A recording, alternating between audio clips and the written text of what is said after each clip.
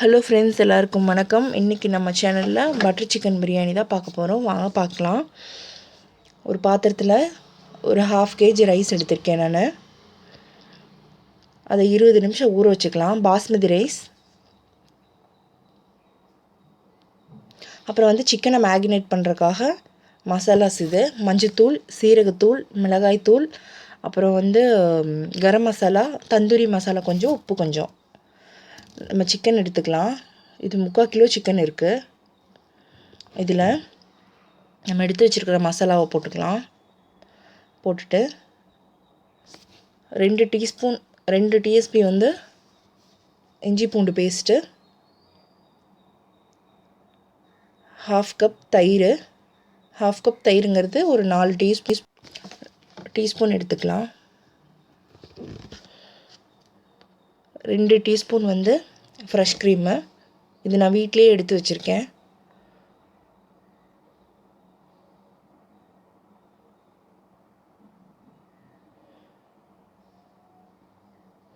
கொஞ்சமாக எலுமிச்சம்பழம் புழிஞ்சிக்கலாம். ஒரு அரை எலுமிச்சம்பழம் புழிஞ்சிட்டு நல்லா இதை மேக்னேட் பண்ணி வச்சிடலாம். ஒரு 20 நிமிஷம் இது ஊறட்டும். ஒரு பாத்திரத்தில் கொஞ்சமாக பட்டர் போட்டுக்கலாம். ஒரு 1/2 டீஸ்பூன் பட்டர் போட்டுட்டு 2 பட்டை,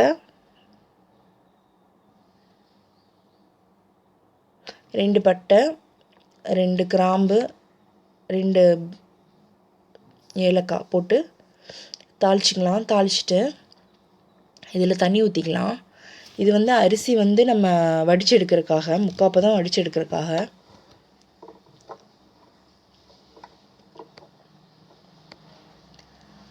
இந்த மாதிரி அரிசியை 3/4 பதம் வடித்து எடுத்துக்கணும். வடித்து எடுத்துட்டு இதோட தண்ணியை நம்ம வேஸ்ட் பண்ணாமல் எடுத்து வச்சுக்கலாம். இது நமக்கு கடைசியில் தேவைப்படும். ஒரு பேனில் ஒரு பெரிய வெங்காயத்தை கட் பண்ணி போட்டுக்கலாம். இது கோல்டன் ப்ரௌன் ஆகிற வரைக்கும் மீடியம் ஃப்ளேமில் ஃப்ரை பண்ணி எடுத்துக்கலாம். ரொம்ப கருக வேண்டாம், கோல்டன் ப்ரௌன் ஆனாலே போதும். இப்போ பிரியாணி மசாலா ப்ரிப்பேர் பண்ணலாம்.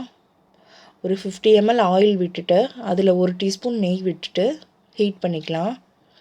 ஒரு பிரியாணி இலை, 3 ஏலக்காய், ஒரு 2 பட்டை, ஒரு அன்னாச்சி பூ போட்டுட்டு தாளிச்சிட்டு ஒரு பெரிய வெங்காயம் போட்டு அதுவும் கோல்டன் ப்ரௌன் ஆகிற வரைக்கும் நல்லா ஃப்ரை பண்ணிக்கலாம். இஞ்சி பூண்டு பேஸ்ட்டு 2 ஸ்பூன்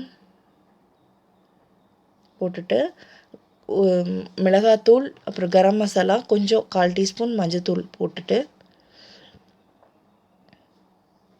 வணக்கிக்கலாம். வணக்கிட்டு இப்போ ஒரு 3 தக்காளியை நான் மிக்சியில் அடித்து வச்சுருக்கேன்.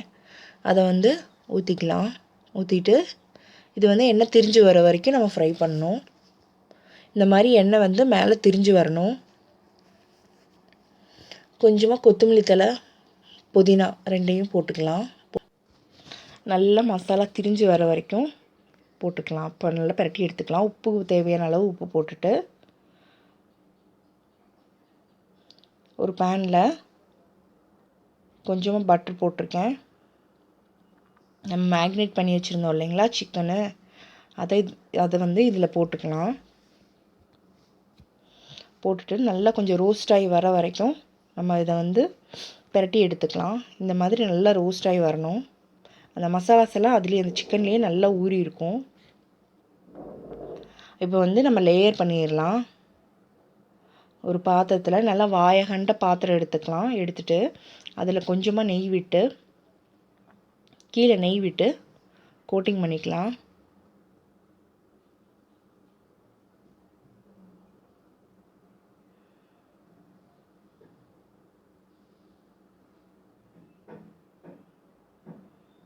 இப்போ இதில் நம்ம ரெடி பண்ணி வச்சுருந்தோம் இல்லைங்களா பிரியாணி மசாலா, அதை ஃபஸ்ட்டு லேயராக நம்ம போட்டுக்கலாம்.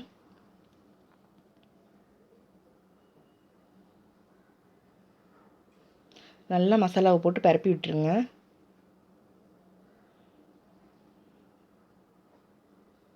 இப்போ செகண்ட் லேயரில் நம்ம 3/4 பதம் வடித்த அரிசி சாப்பாடு போட போகிறோம்.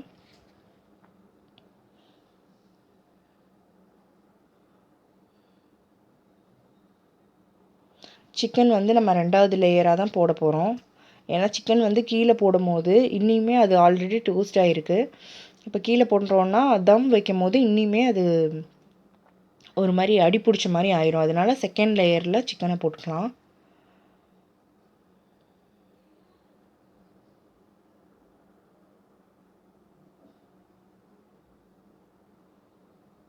போட்டுட்டு நல்லா பரப்பி விட்டுடலாம். இதுக்கு மேலே இன்னி கொஞ்சம் ரைஸ் போட்டுக்கலாம்.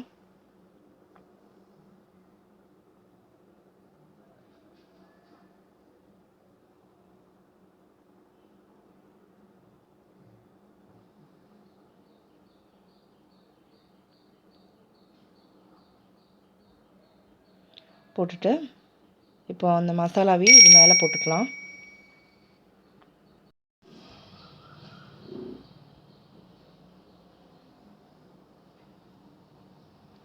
ரொம்ப அழுத்தி விட வேண்டாம். அழுத்தி விட்டோன்னா ஒரு மாதிரி ரைஸ் எல்லாம் ரொம்ப நசுங்கின மாதிரி ஆயிரும், உடைய ஆரம்பிச்சிரும் சாப்பாடு. அதனால் அழுத்தாமல் மேலாப்பில் கோட் பண்ணால் போதும். அவ்வளோதான். நம்ம லாஸ்ட் லேயராக ரைஸ் போட்டுக்கலாம். ஒயிட் ரைஸ் போட்டுட்டு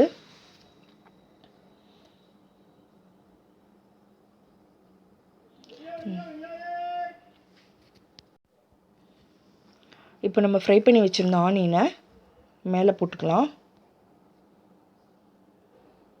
நல்லா பரப்பின மாதிரி போட்டு விட்டுட்டு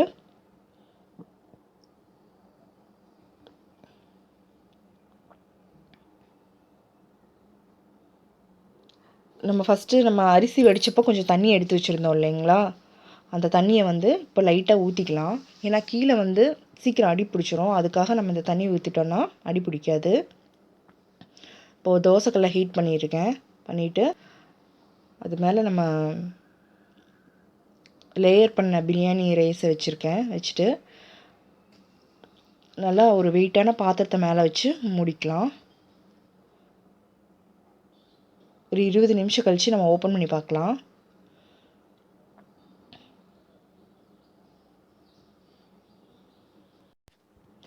இருபது நிமிஷத்துக்கு அப்புறம் நம்ம இதை நல்லா மிக்ஸ் பண்ணி விட்டுடலாம். நம்ம நல்லா கீழேருந்து மசாலாஸோடு நம்ம மேலே எடுத்து ரைஸை விடணும். ரொம்ப போட்டு கிளற வேண்டாம். கிளறினோன்னா ரைஸ் ஃபுல்லாக உடஞ்சி போயிடும். கீழே மசாலாஸ் வந்து ரொம்ப ட்ரையாக இருக்கும். அதனால தான் நம்ம கீழேருந்து மேலே எடுத்து போடுறோம். அவ்வளோதான், நம்ம பட்டர் சிக்கன் பிரியாணி ரெடி. இதை ட்ரை பண்ணி பாருங்கள். ரொம்ப டேஸ்ட்டாக இருக்கும். நல்ல உதிரி உதிரியாக இருக்கும். இது ஒரு ஸ்பெஷல் அக்கேஷனுக்காக தான் நான் பண்ணேன். என்னென்னா என் பையன் பர்த்டே. எந்த ஒரு செலிப்ரேஷனுமே இல்லை வீட்டில். அதனால தான் நான் பிரியாணி பண்ணி கொடுக்கலான்னு சொல்லிவிட்டு பிரியாணி மட்டும்தான் நாங்கள் பண்ணினோம். ஏன்னா இப்போ வெளியில் என்ன சுச்சுவேஷன் போயிட்டுருக்குன்னு எல்லாத்துக்குமே தெரியும். அதனால தான். நீங்கள் சேஃபாக இருங்க, எல்லோரும் சேஃபாக இருங்க. உங்கள் குழந்தைகளை பத்திரமா பார்த்துக்கோங்க. வெளியில் விட வேண்டாம்.